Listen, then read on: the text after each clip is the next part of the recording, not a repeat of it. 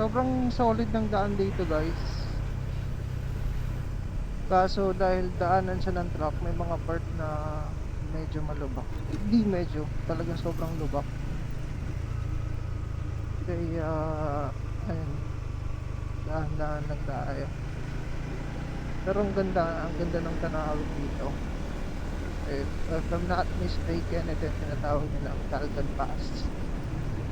Pagitan ng Nueva Ecija at Nueva Vizcaya, Cagayan Valley. So, ito yung parang gateway ng mga truck, mga papuntang Isabela, Tubigaraw, truck, buses, yan. Dito lahat dumadaan. Pero ito yung pinaka, one of the best na,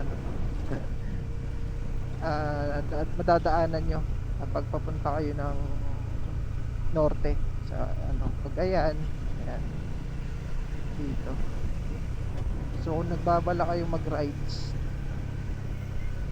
papunta ng Cagayan or Isabela, mas mabuti siguro umalis kayo madaling araw kasi pag mga umaaga na, ang dami na talaga siyang truck.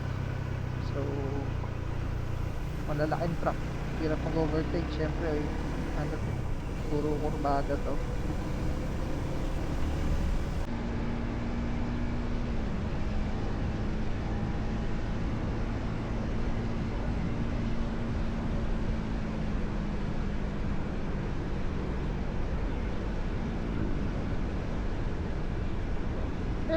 Hindi ko alam, lagi kami dumadaan dito, pero pinagtataka ko, ba't kaya para saan kaya yung mga tubig na yan? Ang dami mga running water show. Galing sa bundok. Hindi ko alam kung para saan yan. Gusan ba yan? Libreng karwas yan. Dami puro mga tubig. Oh, ano yung ginagawa ko? Pinanglilinis din ng truck. So, ayan parang ito yung stopovera ng mga truck para maglinis or if nagpapalamig ng preno, yung gulong, dito nila binabasa. Hindi ko alam. Ayan ang dami. Nasa gilid lang sila. Tapos parang libre pa. Nagana sa tubig dito. Walang bayad yung tubig dito. Pag nandito ka pala nakatira, walang bayad yung tubig, no? Galing bundok, fresh from the mountain. Uy, look up. At saka malamig din yung klima dito. It's 7:51. Medyo tirik na yung araw, pero nanunuot pa rin sa jacket ko yung lamig. Aray! Yun nga lang talaga yung mga dito, yung mga daan, may times na mabubulaga ka na lang, mapipikit ka na lang. Aray! Ay nga! Ay!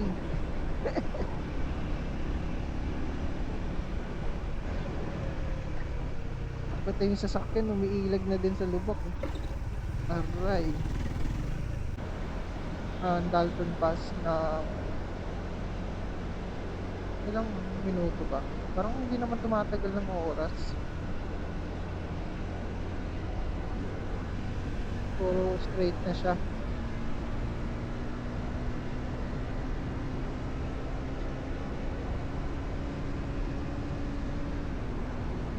Luwag ng dito.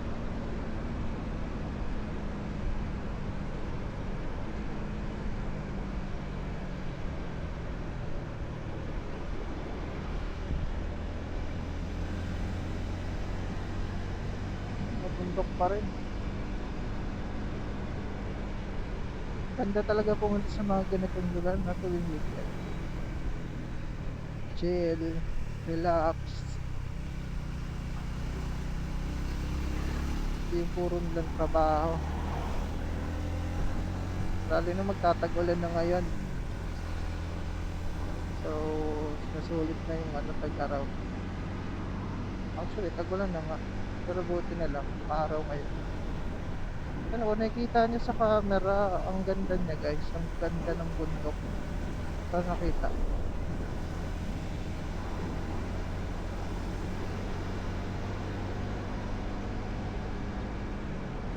Tapos ganda rin ng kalsada. Wala talaga, wala kaming naabotang sasakyan o na nakakaabot sa amin. So wala talagang dumadaan. Mangilan-ngilan yung dumadaan. Ayan oh, wow.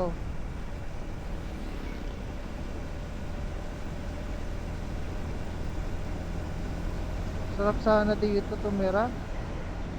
Kunyari naka-work from home ka, no? Ay, ganda oh, may mga bahay dun sa gitna. Kahit ganyan lang sa ano, oh, bahay bakasyonan, tapos nasa gitna ka ng ano, malawak na damuhan, bundok, likod. Ay, solid.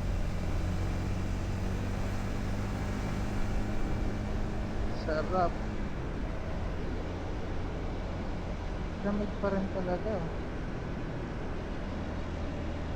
Lamig siya. Medyo nasa baba na tayo ng bundok. Ganda oh. Guys, ang ganda.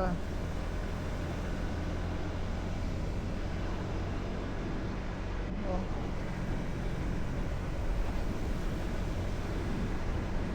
Ang galing din talaga ng gumagawa ng mga daan, no? Isipin mo yun, yung bundok, tinagos, ginawan ng daan. Kaya tayo nakakapunta ngayon, nakakapag-ride sa mga magandang destination. So, pinaka-favorite, one of the favorite, no, na puntahan pag magra-ride sa norte kasi mga bulubundukin, pinakamalaki, especially Mountain Province. Next natin yung Mountain Province. Every time kasi pupunta kami doon, wala pa si Insta360 Ace Pro 2, camera pa lang ng cellphone. Pero hopefully this year na makabalik sa mga pinuntahan namin before para mapasyal din natin lahat using this camera. Yun, may mga truck na sa unahan, mga nakikita na ako, pero ang konti lang talaga.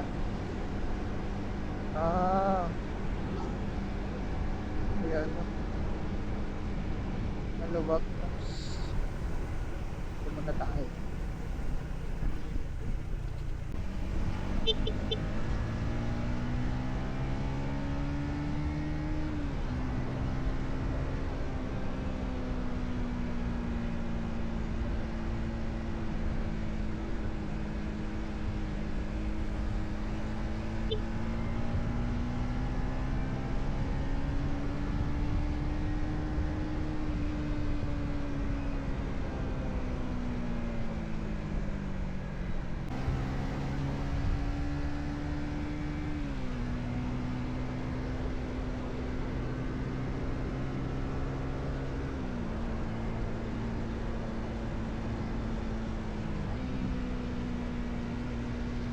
Ganda. Parang pinagpapahinga din sa mga truck. Mga patag na dito. Ang ilog. Umiilog sa baba. Or sapa. Sapa pala. Ayan o.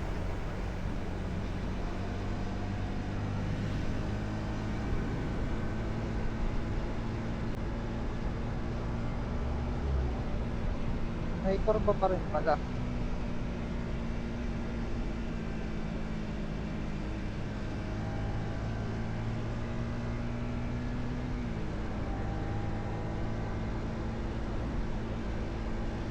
Pero feeling ko malapit na to sa baba. Kasi may mga ano, straight na siya. Ang mahabang straight na.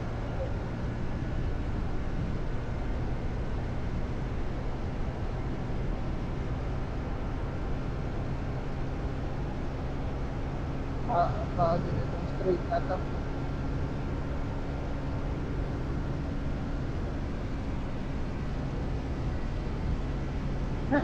Mahaba rin siyang straight na to.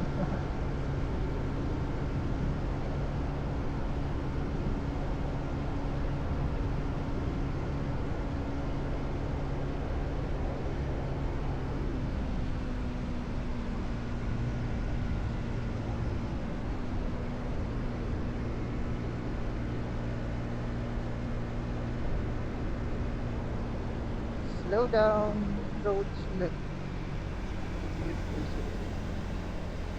Uy, ang daming araw ah. May sirang kalsada. Yan, bumubo.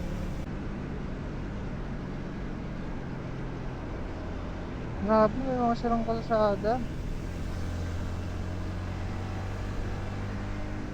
Pag di mo nakita yun, goodbye mugs.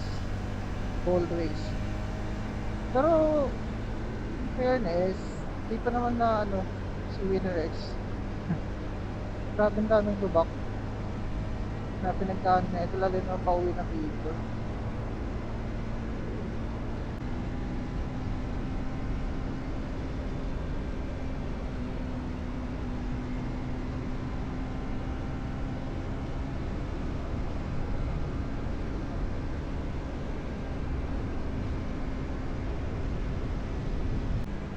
Manila, Cabanatuan City, Karanglan. So, 7-Eleven dito.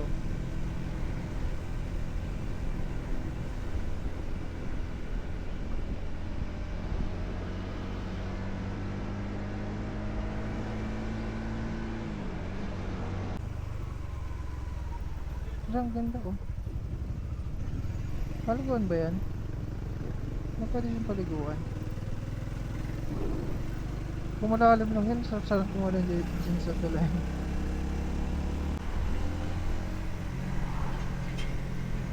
Ay, may mga sibuyas oh. Wait lang. Tanong mo kung magkano yan. Ang daming sibuyas dito guys.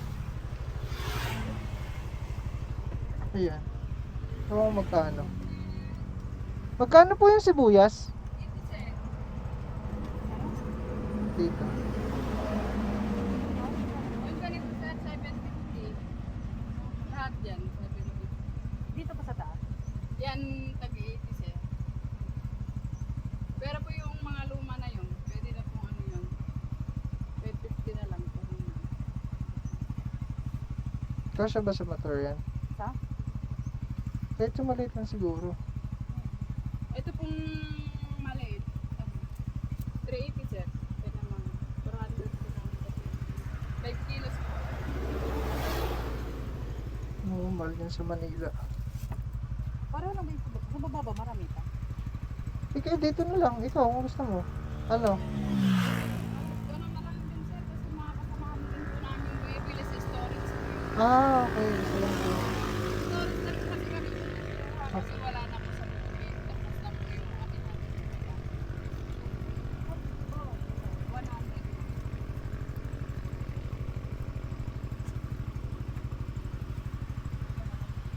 yun na lang. Tanong mo kung may tali sila. May tali po kayo. Instrument. Kaya ba ng straw yan? O ayun, dyan na lang ilagay. Malalaman dito. Ha? Hindi naman malalaman dyan. Hindi naman siguro. Okay lang yan. Gusto ko yung bawang na gano'n naman.